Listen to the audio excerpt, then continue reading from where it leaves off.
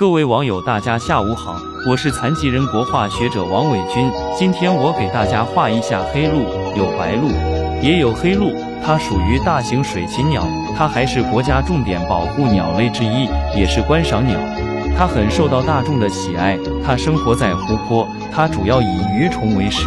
首先勾出眼睛和嘴巴，画出脖子，接着画出背部，用浓墨色勾出鞘羽和尾巴，再画出胸和腹部，用浓墨画出腿和爪子，再画出头顶上的一组长毛。如果你觉着我画的还行，请你给我点个赞，关注一下我这个残疾人王伟军好吗？感谢你的支持，下次再见。